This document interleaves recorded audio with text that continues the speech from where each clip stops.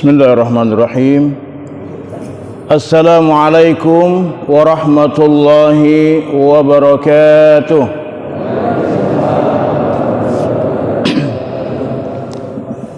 Alhamdulillahirabbil alamin. Wassalatu wassalamu ala asyrafil anbiya'i wal mursalin wa ala alihi wa ashabihi ajma'in. Amma ba'd.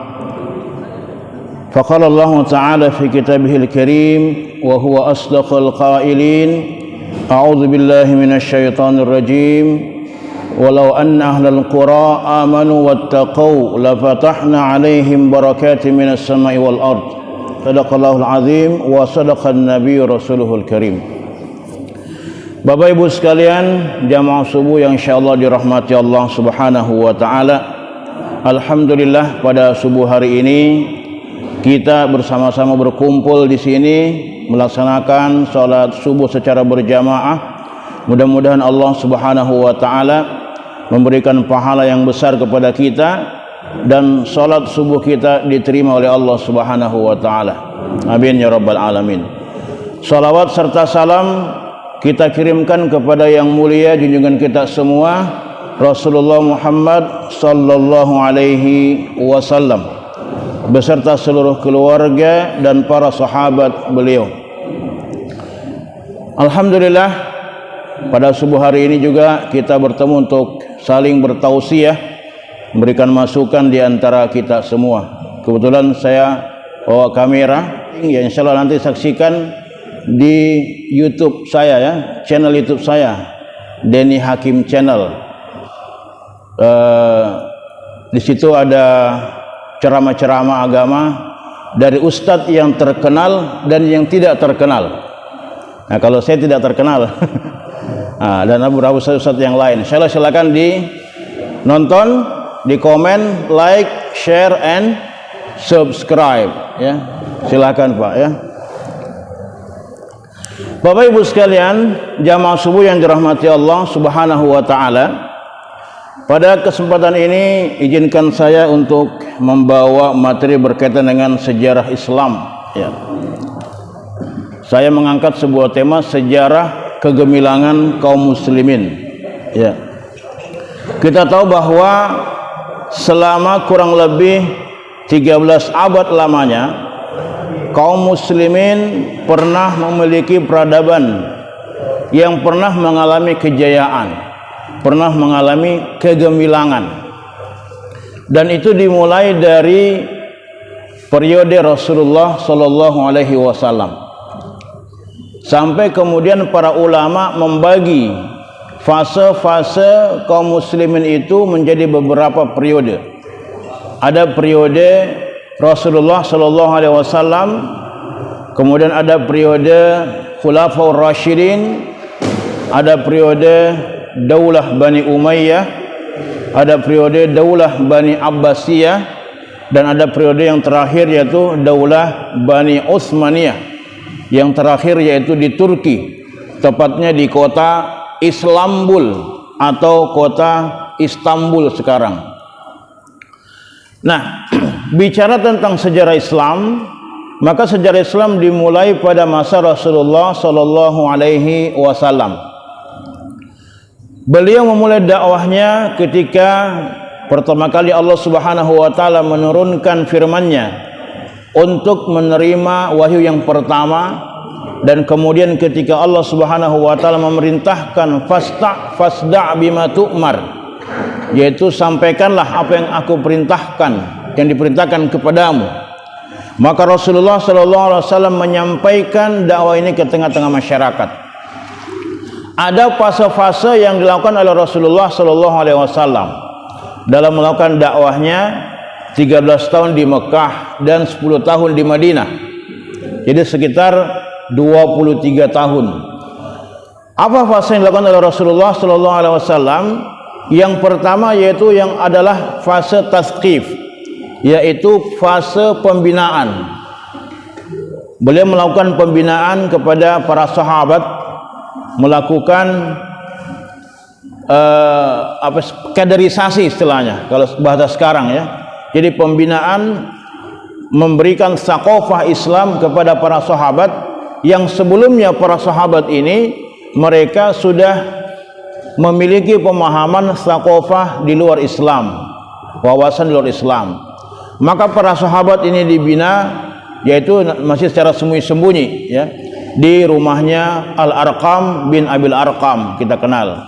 Jadi di sanalah beliau membina para sahabat ridwanullah alaihim. Nah, kemudian ketika dirasa Islam itu sudah punya kekuatan ketika itu, apalagi ketika Umar bin Khattab radhiyallahu anhu itu masuk Islam, ya, maka Rasulullah dianggap memiliki kekuatan. Jadi Umar bin Khattab masuk Islam, Hamzah bin Abdul Muttalib masuk Islam, didahului oleh Hamzah bin Abdul Muttalib. Jadi Rasulullah itu berdoa, pertamanya ya, berdoa kepada Allah, Allahumma ayyidil Islam bi Umar ibn al-Hisham wa Umar ibn al-Khattab. Ya Allah, kuatkanlah Islam ini dengan Umar bin Hisham atau Umar bin Khattab. Siapa itu Umar bin Hisham? Kalau Umar bin Khattab kita pasti sudah mengenal, ya. Tapi Umar bin Hisham siapa? Ternyata itulah namanya Abu Jahal. Abu Jahal itu namanya Umar bin Hisham. Ya, dulu itu Umar bin Hisham disebut sebagai apa istilahnya, bapaknya orang yang punya hikmah, ya. Tapi kemudian ketika dia tidak mau menerima Islam, maka Nabi SAW menjulukinya sebagai Abu Jahal. Dulu namanya Abul Hikam, ya, disebutnya gelarnya. Maka ketika dia tidak mau menerima Islam, padahal sudah jelas Islam itu, maka beliau diberikan gelar Abu Jahal. Apa itu Abu Jahal? Bapaknya kebodohan. Jadi kalau ada di sini sekarang yang tidak mau menerima kebenaran, itu mungkin keturunannya Abu Jahal, ya, mungkin, ya. Tapi bisa diurut silsilahnya, siapa tahu memang ada. Ya. Bapak Ibu sekalian, jemaat yang subuh yang dirahmati Allah Subhanahu wa taala. Maka Nabi berdoa dan doanya dikabulkan oleh Allah Subhanahu wa taala, di mana Umar bin Khattab masuk Islam.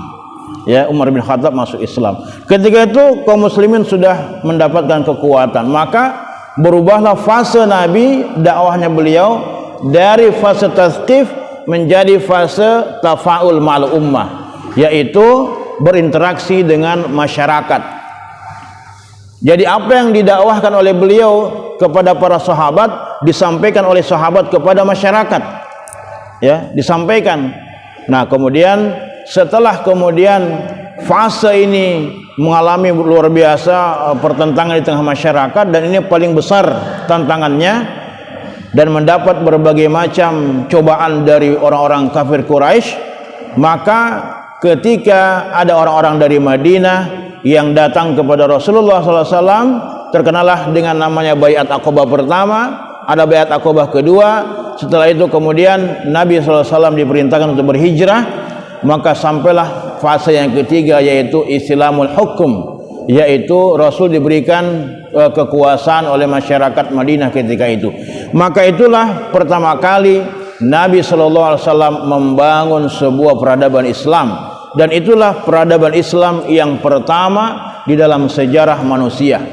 Hanya dalam waktu 23 tahun. Perancis saja, Pak, itu butuh waktu 1000 tahun lamanya untuk membangun peradabannya. Kaum muslimin itu hanya butuh 23 tahun saja. Kira-kira berapa generasi itu, ya? Nah, kemudian setelah Nabi SAW wafat, seluruh jazirah Arab itu kemudian masuk ke dalam Islam. Masuk ke dalam Islam. Tapi ada hal yang terjadi ketika pemerintahan Islam, ya, ketika itu kepemimpinan Islam digantikan oleh Khalifah Umar bin Khattab, Abu Bakar As-Siddiq radhiyallahu anhu. Maka pada masa Abu Bakar As-Siddiq, perluasan Islam tidak begitu luas, tidak begitu kencang. Kenapa? Karena ada sebagian masyarakat Arab yang mereka murtad kembali. Jadi bukan sebagian, hampir semuanya.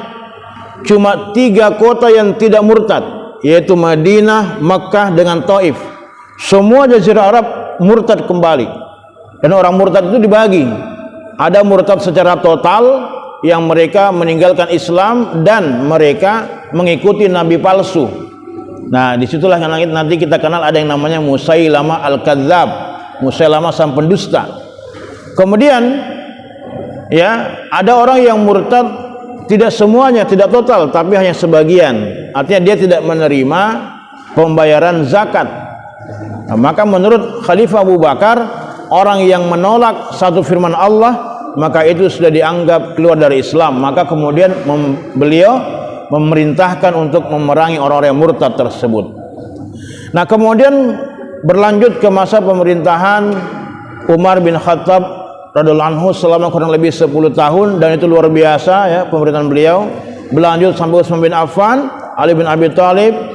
Lalu kemudian setelah berakhir era kepemimpinan Khulafaur Rasyidin, maka kaum muslimin dilanjutkan kepemimpinannya di masa Daulah Bani Umayyah. Ya, masa Bani Umayyah ini pada tahun 661 sampai 750 Masehi. Nah, di masa inilah kaum muslimin mulai melakukan yang namanya ekspansi, ya. Ekspansi besar-besaran, Pak. Bahkan sampai ke wilayah Turkistan, sampai ke wilayah Afghanistan, sampai ke Asia Tengah. Nah, itu wilayah-wilayah yang kemudian banyak melahirkan ulama-ulama besar. Misalnya ada seorang ulama besar yang namanya Imam Bukhari, ya, rahimahullah. Beliau adalah seorang imamul muhadditsin, pemimpin para ahli hadis, karena beliau mampu menghafal kurang lebih 600.000 sampai 1 juta hadis kalau tidak salah. Itu Imam Bukhari rahimahullah. Beliau bukan orang Arab, tapi beliau orang Kaukasus, daerah Bukhara khususnya. Itu sekarang sudah ada, kita bisa temukan makamnya di sana, di daerah Bukhara. Nah, di masa Muawiyah bin Abi Sufyan diawali oleh Bani Umayyah ini, maka kekuatan Islam sangat kuat ya. Nah, lalu masuklah ada beberapa perkembangan-perkembangan yang terjadi pada masa Bani Umayyah. Misalnya di masa Khalifah Abdul Malik bin Marwan. Pada masa inilah kemudian bahasa Arab dijadikan sebagai bahasa internasional, ya, sebagai bahasa internasional, baik secara verbal maupun secara administratif. Itu dijadikan sebagai bahasa internasional, ya, bahasa internasional. Jadi begini, Pak, jadi bahasa itu tergantung siapa yang mendominasi biasanya, ya kan? Kalau dulu kita pernah dijajah oleh Belanda, maka kemudian bahasa hukum kita itu kan, yang pernah kuliah di Fakultas Hukum, lebih dominan istilah-istilah Belanda kan, gitu. Nah, sekarang yang mendominasi dunia adalah Amerika, Inggris, yang begitu. Maka bahasa yang menjadi bahasa umum adalah Inggris, yang terkenal, yang menjadi bahasa internasional. Ya, seandainya mungkin yang mendominasi dunia ini adalah orang Bugis, Pak, maka pasti bahasa yang terkenal itu bahasa Bugis, ya. Nah, demikian pula dulu kaum muslimin mendominasi dunia, maka bahasa yang dominan adalah bahasa Arab. Dari struktur bahasa Arab itu sangat rapi, dari dulu sampai sekarang itu sangat rapi sekali, dan itu merupakan syarat untuk kita bisa memahami Islam, karena sumber-sumber Islam dari bahasa Arab. Nah, kemudian pada masa Abdul Malik bin Marwan juga kaum muslimin pertama kali mencetak mata uang, ya. Mata uang dinar dan dirham itu dicetak, ya, dalam bentuk koin-koin begitu. Ada tulisan kalimat tauhid di atasnya, dan di sebelahnya itu kemudian nama khalifah. Nah, kemudian pada masa Bani Umayyah juga ini perkembangan Islam sampai ke Eropa, khususnya di masa Al-Walid bin Abdul Malik. Pada masa Al-Walid bin Abdul Malik inilah terjadi ekspansi Islam sampai ke wilayah Spanyol atau Andalusia. Andalusia itu terbagi 3 sekarang, ya, yaitu Spanyol, kemudian Portugis, dan sebagian wilayah Perancis. Ya. Jadi Andalusia itu dulu selama 800 tahun itu pernah di bawah kepemimpinan kaum muslimin. Jadi kota-kota besar di Spanyol yang sekarang terkenal dengan pemain bolanya, ya, seperti Barcelona, Madrid, Toledo, ya, apalagi Casablanca, Catalonia, ya, ada Valencia dan kota-kota yang lain, itu dulu adalah pusat-pusat kekuasaan Islam. Itu dulu Islam berkembang di wilayah Andalusia. Nah, diawali oleh penaklukan yang dilakukan oleh siapa namanya, Tariq bin Ziyad. Tariq bin Ziyad, ketika itu beliau merapat ke wilayah namanya Jabal Tariq, ya, Gunung Tariq. Karena gunung itu belum ada namanya, maka disebut dengan Jabal Tariq, yang sekarang terkenal dengan istilah Gibraltar. Jadi orang barat itu Pak biasa kalau tidak bisa sebut bahasa Arabnya, nah kasih nama lain. Jabal Tariq, Gibraltar, Ibnu Sina, Avicenna, Ibnu Rushd, Averroes, Ibrahim, Abraham, Musa, Moses, Nuh, Noah, gitu. Muhammad, Muhammad. Nah itu biasa karena lidahnya tidak bisa mengucapkan. Ya. Jadi kaum muslimin sampai ke wilayah Andalusia. Nah, dan di masa Al-Walid bin Abdul Malik ini jugalah kemudian kalau kita baca dalam sejarah kehidupan para khalifah itu, di pertama kali dibangun rumah sakit Islam. Rumah sakit Islam ini sangat canggih pada masanya, ya, karena pada masa itu rumah sakit itu sudah betul-betul melakukan isolasi, ya. Jadi kalau orang yang sakit Pak masuk ke rumah sakit, kemudian ya diganti pakaiannya dengan pakaian rumah sakit, lalu ditempatkan ke dalam sebuah ruangan. Jadi satu pasien khusus satu ruangan, ya, dan disiapkan satu tabib beserta obat-obatannya. Supaya apa? Supaya tidak ada penularan, ya. Jadi begitu. Bahkan di sekeliling rumah sakit itu ketika itu ditanamlah tanaman-tanaman obat-obatan yang mungkin kita kenal sekarang tanaman herbal. Dia tersedia.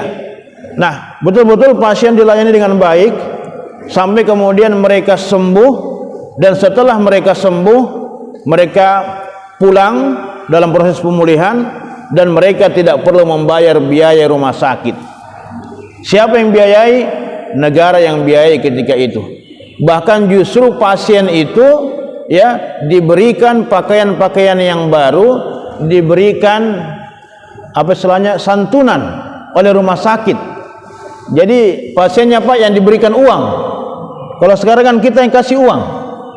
Makanya dulu Pak itu orang kalau sakit cepat sembuh. Kenapa? Karena bebas biaya. Kalau sekarang Pak, ya, sekalinya pas sakit lihat tagihan rumah sakit tambah stres. Baru saja sembuh pas biaya mahal sekali, akhirnya stres lagi. Stres kenapa? Pikir biaya rumah sakit. Nah, dulu tidak seperti itu. Itulah yang terjadi di masa kepemimpinan Islam. Nah, ketika Bani Umayyah ini berakhir, maka era kepemimpinan Islam dilanjutkan di masa Bani Abbasiyah. Bani Abbasiyah inilah yang kita kenal sebagai the Golden Age. Para ulama sejarah mengatakan masa Bani Abbasiyah ini adalah masa keemasan atau puncak Islam, puncak keemasan Islam. Kalau masa Bani Umayyah masa awal-awal keemasan, tapi kalau masa Bani Abbasiyah puncaknya. Kenapa? Karena pada masa itulah, ya, ilmu pengetahuan begitu berkembang, ya, dan kaum muslimin ketika itu mampu menguasai kurang lebih 2/3 belahan bumi. Ya, jadi kekuasaan Islam sampai 2/3 belahan bumi Pak. Jadi kalau bumi dibagi 3, 2/3-nya itu kaum muslimin, ya. Nah, disitulah lahir para ulama-ulama besar, para imam-imam mazhab yang kita kenal, misalnya Imam Abu Hanifah, Imam Malik, kemudian Imam Syafi'i dan Imam Ahmad bin Hambal, ya, dan ulama-ulama yang lain, bukan cuma ulama-ulama di bidang agama, tapi juga ulama-ulama besar di bidang-bidang keilmuan, ilmu pengetahuan, ilmu kedokteran, ya, ilmu sains, ya, ilmu astronomi, bahkan ketika itu filsafat berkembang.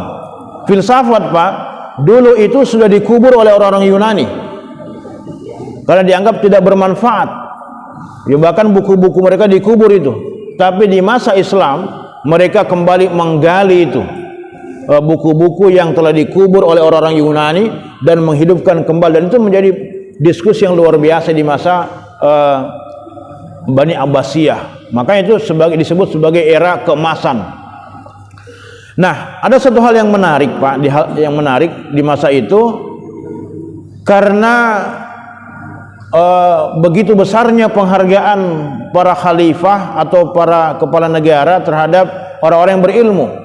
Contoh saja misalnya, kalau orang yang menghafal Quran, para penghafal Quran ketika itu kalau dia mampu menghafal Quran dengan baik, dengan mutqin, ya, tidak istilahnya tidak salah-salah, ya, maka diberikan hadiah oleh khalifah emas seberat 1000 gram, ya, ya, emas, ya, seberat 1000 gram, ya, maaf, bukan 1000 gram, 1000 dinar, maaf, ya, 1000 dinar, ya, 1 dinar itu sama nilainya dengan 4,25 gram,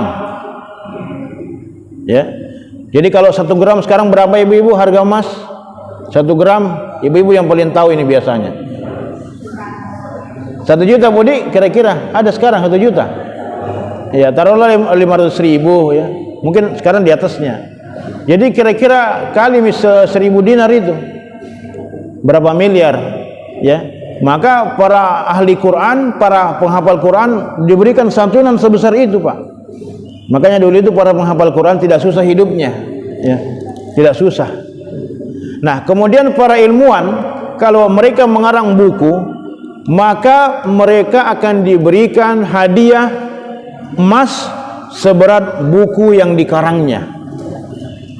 Dulu ulama-ulama Pak itu mengarang buku berjilid-jilid. Jadi sebanyak itulah mereka akan dihargai, diberikan emas.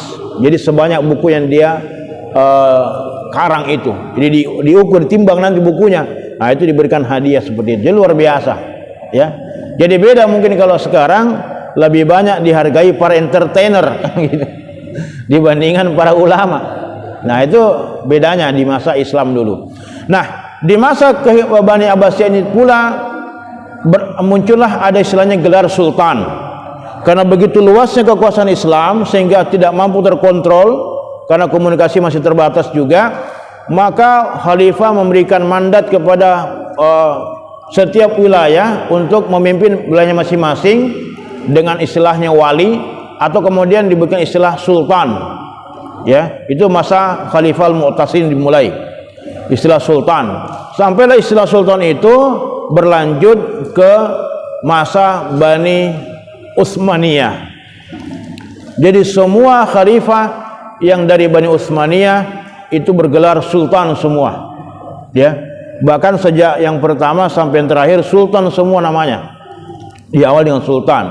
Nah, berlanjut di masa Bani Utsmaniyah maka kekuasaan Islam semakin luas, khususnya di masa Khalifah Sulaiman Al-Qanuni, di mana ketika itu Sulaiman Al-Qanuni mampu kemudian ia membebaskan kaum muslimin yang tertindas di Andalusia. Karena ketika di akhir-akhir kekuasaan Islam di Andalusia tahun 1492 Masehi, ya, mereka kemudian ditindas oleh penguasa baru di sana, lalu kemudian ditolong oleh Sulaiman Al-Qanuni. Dan sempat juga Sulaiman Al-Qanuni itu membebaskan Amerika dari penjajahan Inggris. Makanya presiden pertama Amerika Serikat yang bernama George Washington itu pernah membayar jizyah kepada Khalifah Sulaiman Al-Qanuni, ya. Itu pernah dalam sejarahnya sebagai ucapan terima kasih atas perlindungan yang diberikan oleh khalifah kepada warga Amerika ketika itu. Ini yang terjadi, Pak. Nah, Bapak Ibu sekalian, jamaah sekalian dirahmati Allah Subhanahu wa taala, sampailah kemudian Kesultanan Utsmani ini ya kemudian melebarkan sayapnya sampai ke wilayah-wilayah Nusantara. Makanya kenapa kemudian raja-raja yang ada di Indonesia ini itu kemudian setelah mereka masuk Islam diberikan gelar sultan, ya, itu merupakan perwakilan dari kekhalifahan pada masa Utsmani atau masa Abbasiyah. Sebenarnya Islam di Indonesia itu asal Islam di Nusantara itu sudah jauh sebelumnya sudah ada. Tadi malam saya sempat buka-buka internet, ternyata salah seorang sahabat Nabi, ya, itu sudah pernah datang ke Indonesia. Ada namanya Syekh Utsman bin Abdurrahman bin Mu'adz bin Jabal, ya. Itu Syekh Utsman itu datang ke wilayah Sumatera Utara, kalau tidak salah Sumatera, ada kota namanya Barus. Di Barus itu disitulah beliau dikuburkan, dan dalam nisannya itu tercatat tahun 674 Masehi. Jadi ketika itu saya baru 51 tahun, dan Syekh Utsman ini, ya, menurut riwayat kalau diurut berdasarkan usia wafatnya, maka beliau umur 7 tahun bersama dengan Rasulullah SAW, menyaksikan langsung Rasulullah SAW. Jadi pada haji wada, ya, Nabi pada haji wada, maka Utsman ini sudah ada ketika itu, dan itu usianya adalah 7 tahun. Dan juga ternyata pada masa Bani Umayyah juga itu ada seorang raja dari Jambi namanya Sri Indrafarman, ya. Beliau adalah seorang raja Sriwijaya Jambi yang pernah menulis surat kepada Khalifah Umar bin Abdul Aziz. Jadi Khalifah Umar bin Abdul Aziz yang terkenal dengan keadilannya, ya, Khalifah Umar bin Abdul Aziz ini. Nah, untuk apa? Untuk meminta, ya, guru yang dikirimkan kepada beliau agar mengajarkan tentang Islam. Nah, kemudian dikirimkanlah oleh khalifah, maka Raja Sriwijaya Jambi itu, ya, beliau masuk Islam dan kemudian mengubah nama kerajaannya menjadi Sribuza Islam. Nah, itu di Jambi. Bapak Ibu sekalian rahmat Allah Subhanahu wa taala, di masa Bani Utsmaniyah ini pula sampai kemudian kita istilahnya kenal ada yang namanya beberapa penaklukan, ya, misalnya penaklukan Konstantinopel. Konstantinopel itu adalah kota yang dibangun oleh Kaisar Konstantin, di mana pada tahun 310 Masehi, ya. Kota itu tidak pernah bisa ditembus oleh musuh, tapi oleh seorang panglima perang namanya Muhammad Al-Fatih, sebenarnya namanya Muhammad II, Muhammad Ats-Tsani, ya. Tapi kemudian karena beliau mampu menaklukkan, disebut dengan gelarnya Al-Fatih, itu penakluk. Di mana kota Konstantinopel ini setelah ditaklukkan namanya berubah menjadi Istanbul. Apa artinya Istanbul? Kota Islam, bahasa Turki, Istanbul. Tapi kemudian ke belakang itu berubah menjadi Istanbul. Itulah yang kemudian menjadi pusat kekuasaan Islam. Ya, sampai kemudian pada akhirnya kekhilafahan Bani Utsmaniyah ini kemudian runtuh pula karena sudah mulai banyak hal-hal yang kemudian bertentangan dengan Islam, ya. Di samping kemudian secara ada dua faktor yang menyebabkan kehancurannya, faktor internal dan faktor eksternal. Internal karena banyak kaum muslimin sudah mulai meninggalkan Islam. Yang kedua, ada serangan dari luar Islam yang kemudian berusaha untuk menghancurkan kekuasaan Islam itu. Maka pada tahun 1924 tepatnya, atau 3 Maret 1924, maka kekuasaan Islam yang terakhir di Turki itulah kemudian dihapuskan dan Turki berubah menjadi negara sekuler yang menjauhkan Islam dari kehidupan, yang dipimpin oleh Mustafa Kemal Atatürk ketika itu. Nah, Bapak Ibu sekalian jamaah subuh yang dirahmati Allah Subhanahu wa taala. Allah Subhanahu wa taala berfirman dalam Al-Qur'an dalam surat Al-A'raf ayat 96. Walau anna ahlal qura amanu wattaqau la fatahna 'alaihim barakatin minas sama'i wal ard walakin kadzdzabu fa akhadnahum bima kanu yaksibun. Sekiranya penduduk negeri itu beriman dan bertakwa kepada Allah, maka kami akan memberikan berkah dari langit dan dari bumi. Ya. Tapi walakin kadzabu, akan tetapi mereka mendustakan ayat-ayat kami, fa akhadnahum bima kanu yaksibun, maka kami berikan kepada mereka azab, berikan mereka peringatan atau istilahnya bencana atas perbuatan mereka. Ya, kekuasaan Islam yang berawal dari masa Rasulullah SAW yang tidak pernah terpikirkan untuk kemudian jatuh, itu toh bisa jatuh. Kenapa? Karena mereka sudah mulai banyak meninggalkan Islam ketika itu. Jadi kalau ada sebuah peradaban yang mereka meninggalkan Islam dalam peradaban mereka, yakin dan percaya lambat atau cepat mereka akan jatuh, Pak. Akan tetapi ketika mereka menjadikan Islam sebagai poros dalam kehidupan mereka, insya Allah peradaban itu akan berlangsung lama. Bapak Ibu sekalian rahmat Allah Subhanahu wa taala, memang Islam ini tidak akan bisa hancur ajaran-ajarannya, tetapi kekuasaannya akan hancur ketika sudah mulai ditinggalkan Islam di dalamnya. Oleh karena itu, untuk kembali meraih kejayaan Islam itu sebagaimana di masa-masa Rasulullah, di masa Khulafaur Rasyidin, maka mari kemudian kita kembali kepada apa yang dibawa oleh Rasulullah sallallahu alaihi wasallam, sebagaimana sabda Nabi, taraktu fikum amrayni lan tadillu ma tamassaktum bihima, kitaballah wa sunnata nabiyhi.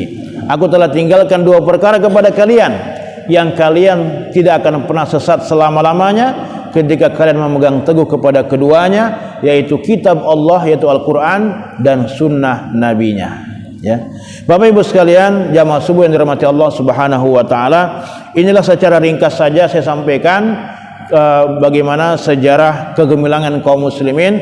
Tentu masih banyak hal yang perlu disampaikan, tapi saya bisa sampaikan Pak beberapa literatur yang bisa kita baca